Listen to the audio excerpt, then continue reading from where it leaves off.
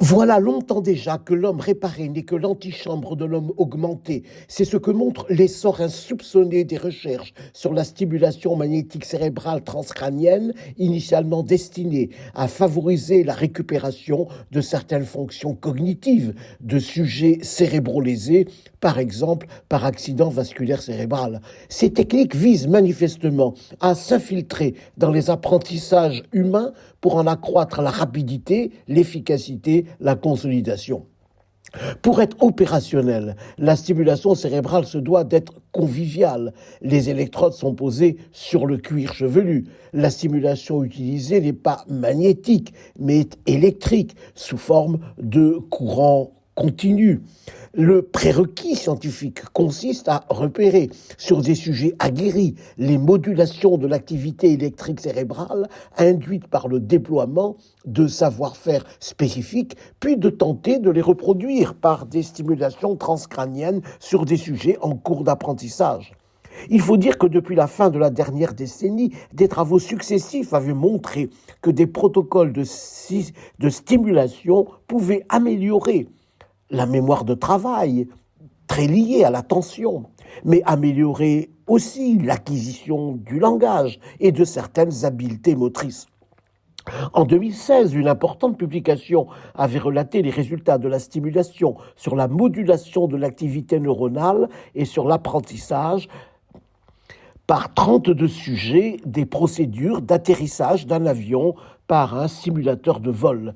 Le protocole était rigoureux, sujets divisés en deux groupes, dont l'un ne recevait qu'un simulacre de stimulation, étude en double aveugle, ni les sujets, ni les expérimentateurs ne savaient quel sujet recevait réellement la stimulation électrique transcrânienne, contrôle comparatif des deux groupes, stimulés et non stimulés, tant dans la qualité de l'apprentissage que dans la mesure de données comportementales et de la mémoire de travail.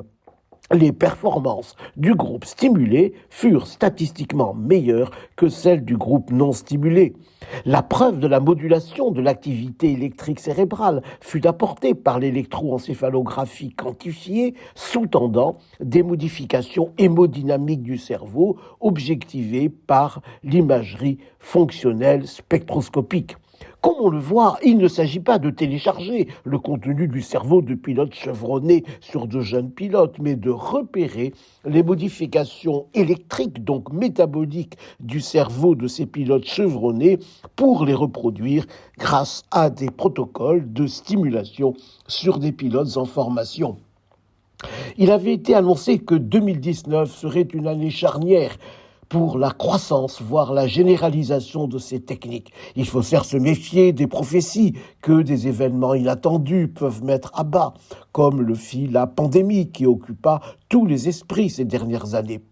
On peut tout au moins imaginer que les applications continueront de croître, même s'il y a déjà plusieurs années que le grand public peut accéder à des systèmes de stimulation élégants, posés sur le cuir chevelu, qui permettent, en stimulant les neurones avec un boîtier sans fil grâce à la technologie Bluetooth, d'améliorer la plasticité du cerveau et la capacité à prendre de bonnes décisions, et même la dépression, pour un coût annoncé de moins de $250. Mais on pourrait ajouter aussi tous les maux des vies ordinaires, comme le stress, l'anxiété, les troubles du sommeil. À la rigueur de protocoles scientifiques succède la profusion d'indications commerciales non contrôlées qui pourraient faire croire que tout sera plus facile dans la vie avec des casques ou d'autres couvre-chefs délivrant du courant continu.